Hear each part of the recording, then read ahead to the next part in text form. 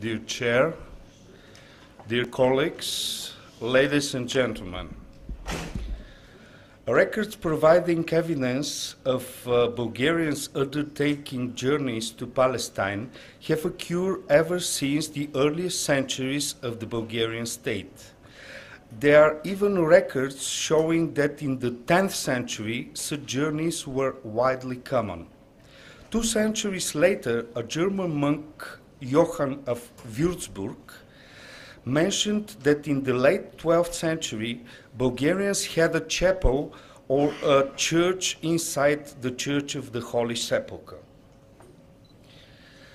With the Ottoman invasion of the Balkans, Bulgarian men of letters such as Arsenius of Thessaloniki and Constantine of Kostanets studied, lived, and worked for a spell in Jerusalem.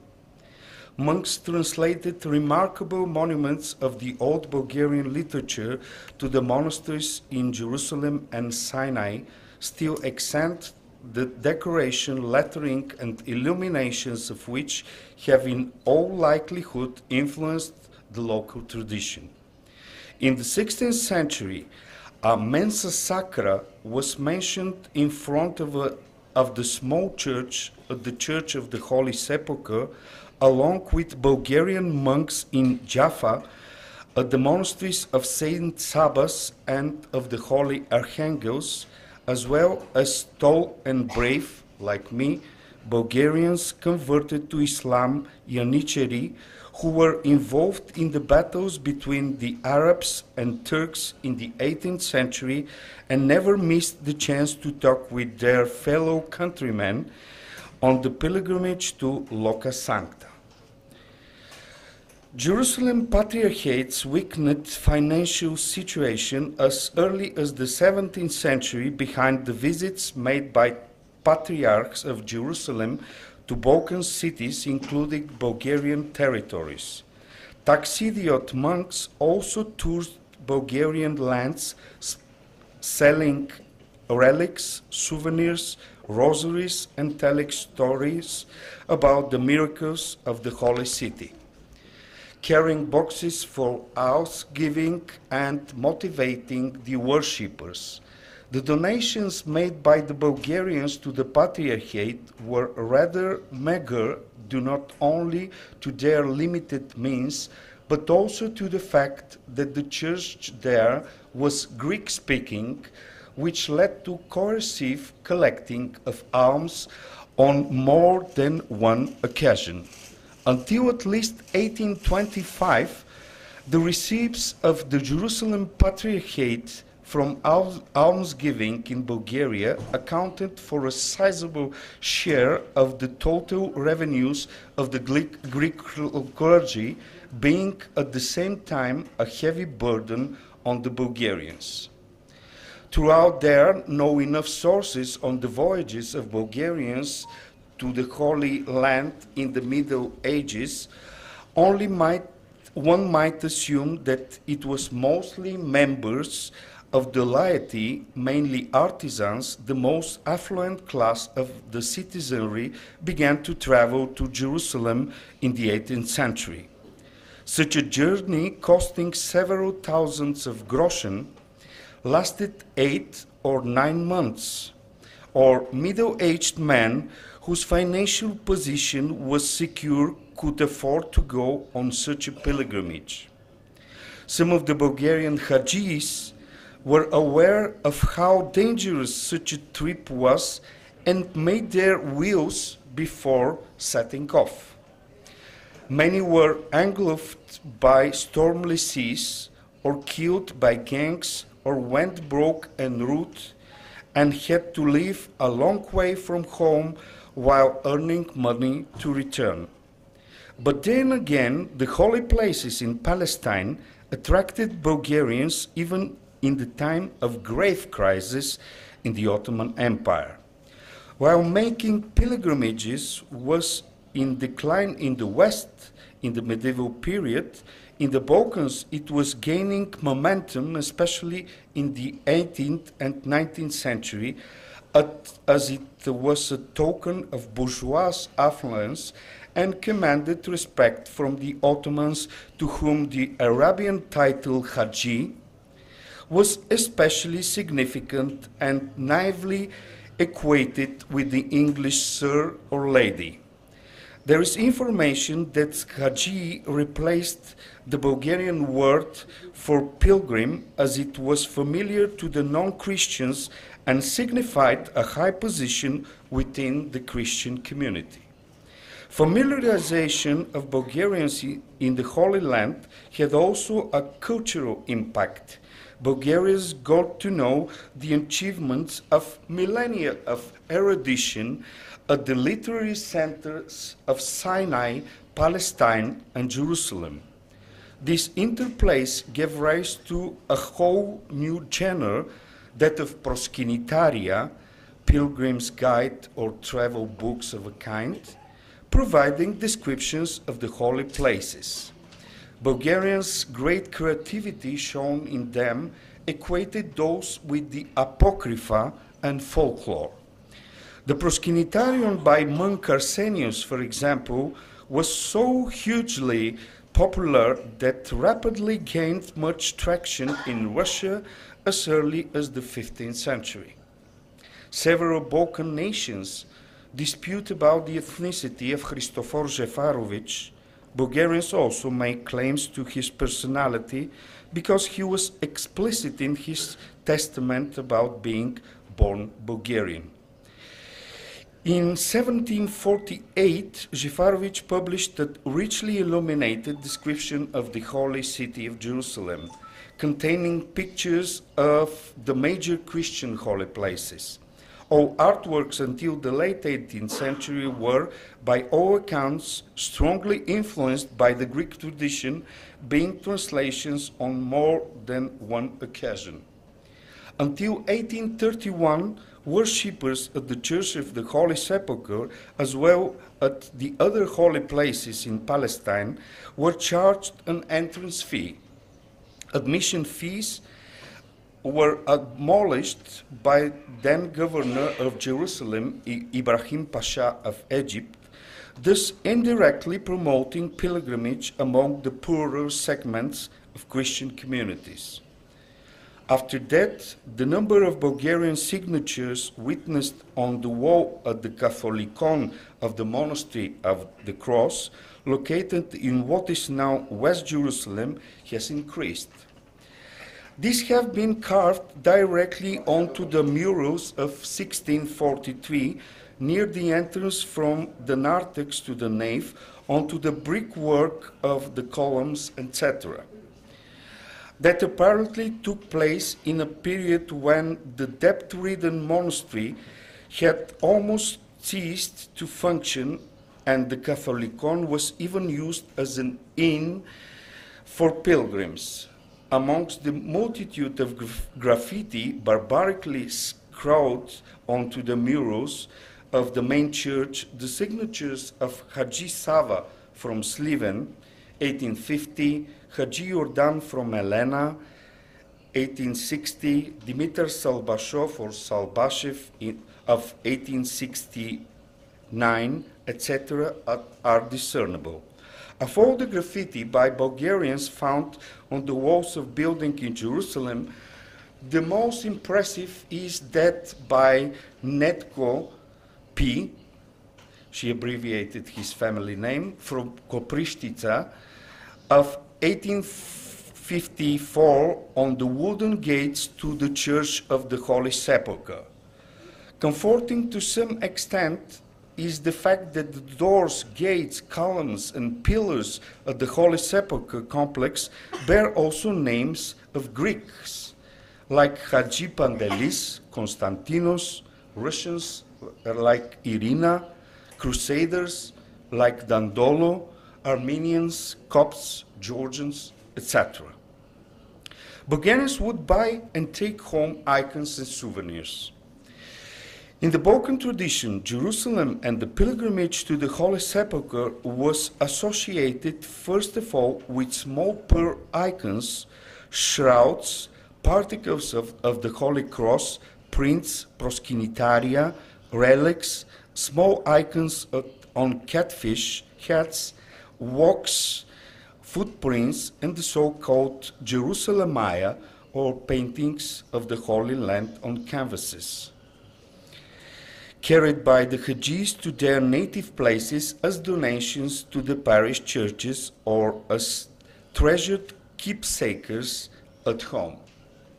The canvases of the Holy Land of the known type had apparently been made by local metalkite artisans.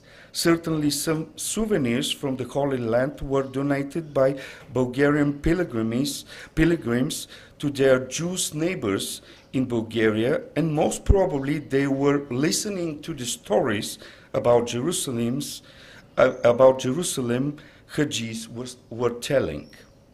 Important to Bulgarian scholarship is, for example, an icon which has been placed on an analogion or lectern for veneration at the Greek Resurrection Rotunda in the complex, which is now kept at the altar to be brought out only the days of the Epiphany. Its inscription in Greek, "Η βάπτισις του Χριστού," or the baptism of Christ, is signed in 1855. What we have here is an artwork by the well-known to Bulgarian historiography John or Joseph Piramaki, whose three icons are extant at the churches of St. Nicholas in Vratsa and Koprivstica and the National Art Gallery in Sofia. The latter of the cited icons of 1846 has been painted jointly with his son Elias to be brought to Bulgaria by George from his pilgrimage to Jerusalem, while the latest of the three of 1858 was made in collaboration with Demeter and Constantine, nicknamed the Apostles. Interestingly, the family name on the icon of the baptism of Christ is spelled as Paramaki or Paramakis, while in three known signatures it is abbreviated to Iota Omega Alpha or Yo, which gives me reason to assume that his name may have been Yosafat, which is the Greek version of the name Yusuf in the Palestine tradition.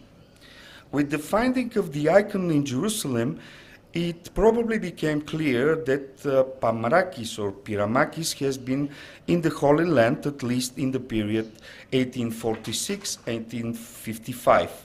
It is unclear how many Bulgarian icon painters have worked or stayed for a short time in the holy places, as their production was melted into that of the Orthodox Christendom, while the language used in the signatures depended on the nationality of those who commissioned the artworks. It was as late as the 19th century that documentary elements began to occur in the unpretentious travelogues by Bulgarian pilgrims, where portrayals of other nations are of paramount importance. Turks were viewed negatively, but the Greek clergy had also attracted scathing criticism. In March 1869, Bulgarian Macedonia Weekly wrote, I quote, "The city of Jerusalem feels like a Bulgarian place these days. Its streets full of Bulgarians, Russians, and a few Armenians, while a Greek pilgrim has a rare occurrence. Still, everything is in the hands of the Greeks." Bulgarian Hajis were welcome to stay at the Russian monasteries and compounds, constantly complaining though of Greek clerics' commercialism of their fabricated miracles and contemptuous disregard of their nationality. Though some of the Arabs with whom Bulgarians came into contact in the 19th century, Palestine, were Orthodox Christians, Mikhail Madjarov, for instance, depicted them as rude and merciless men, describing blackmailing for money and underscoring that the most commonly used by them word was bakshish, or a tip. The same Bulgarian pilgrim, mentioning the Orthodox Palestinians, said they behaved rather badly at the Easter service, defining them as being a glamorous group and blaming their belligerent behavior at Easter on the Greek clergy. Dimitar Panichkov wrote in 1844, I quote, "The Copts and the Abyssinians are as dark-skinned as our gypsies. The native Black Moors are hungry for money charlatans," describing how he was given a sound thrashing by an ugly Black Moor when attempting to enter the Dome of the Rock, and mentioning that the Jewish grocer was the only man to show him the way. Equally impressive is the fact that the Bulgarian pilgrims to Jerusalem in the 19th century encountered only few Jews in Palestine, or communicating with Jews neither surprised them nor carried any negative connotations to be worth mentioning, as it was with the local Arabs and Greeks. At the beginning of the 19th century, the Jewish community in Jerusalem was the smallest, while in 1880 it constituted more than half the population. In the second half of the 19th century, the Jewish settlement in the old city reached its peak. In the markets, trades, and commerce, Jews became increasingly central, although they continued to get organized collection and distribution of charity funds from Jewish communities around the world. Peter Avramov wrote in 1858 that there were many Jews at the Solomon Baths in Tiberias by the Sea of Galilee, but gave no portrayal of them. These are not the famous Solomon pools located south of Bethlehem. According to Jewish legend, many people asked King Solomon a cure for pain, boils, and leprosy. Thus King Solomon chose the waters that flowed from the vicinity of Tiberias, and as the enchantment, he commanded demons to warm the water. Afterwards, King Solomon made them deaf so that they would never hear of his death and would continue to hit the springs. The Jewish settlement in Tiberias was restored by Chaim Abulafia in 1740, and while an area in the heart of the city near the seashore was given for a Jewish quarter. Interestingly, the same pilgrim said that Mount Tabor was lower than Vitosha. That corresponds with the famous Bulgarian phrase "Od Vitosha po-visoko nema." There are also other favorable comparisons with Bulgarian lands, as for instance the observation that the Palestine places were much poorer at that time. Jews came to the Bulgarian lands as early as the 2nd century. The earliest synagogue was erected in Philippopolis a century later. Information of relations with Jews occurred in 7th century Pliska. During the Middle Ages, proper Jewish communities had quarters of their own in such Bulgarian cities as Trnovo, Vidin, Sofia, Plovdiv, Ohrid, and Kastoria. Under the Ottomans, they were mostly Sephardim, but later Ashkenazim arrived. The relations between the Bulgarian Orthodoxy and the Jews worsened for a short time, circa 1359, when a council against the Jews was convened in Trnovo for no good reason at all, which medievalists explained by a mass hysteria against competitive teachings such as Bogomilism, prompted by the irrational fear of the Black Death or the bubonic plague. Despite these anachronistic measures meant to handle the feeling of sinning, King Ivan Alexander married a Jewish woman named Sarah, who converted to Christianity, took the name Theodora, and it was under her dictation that 3 Judaizers sentenced by the above-mentioned council were pardoned. In other words, Bulgarians have coexisted with Jews for centuries, and no serious tensions have been created between them. Similarly, their contacts across the Bulgarian lands and Palestine were far from an encounter with otherness. Gradually, especially in the wake of the Crimean War in 1868, the Bulgarian society worked themselves up against pilgrimages to Palestine because of the large amounts of money spent mostly for the benefit of the Greek Patriarchate in Jerusalem, calling for funding education and such national holy places as the Rila Monastery and the Holy Monastery of Zographou on Mount Athos. Bulgarian Orthodoxy was declared schismatic after the establishing of the Bulgarian Exarchate in 1870, which explains to the degree the special attitudes towards the Jews as compared to the rest of the Orthodox churches. It is worth mentioning that the Bulgarian clerks and artists did not take part in the propagation of the fictitious Greek prophetic tradition established in Byzantium in the 11th century and designed to replace the Old Testament, deemed to be a Jewish Bible. Representations of the tree of Yese, of the ancient Greek wise men who predicted the coming of Christ, became more common in the Balkans between the 15th and 7th century, occurring also in the lands of what are now Romania, Kosovo, Russia, Mount Athos, and Greece, while in Bulgaria it occurs on just 2 monuments from Bachkovo and Arbanasi, which were, however, related to Greek Orthodoxy and the ideology of the ecumenical patriarchy.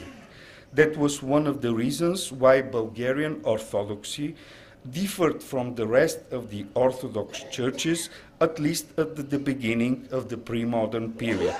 Perhaps such specificity conducted to the approach taken by the Bulgarian clergy, unlike that of the rest of the Eastern Orthodox churches to the Jews during the Second World War.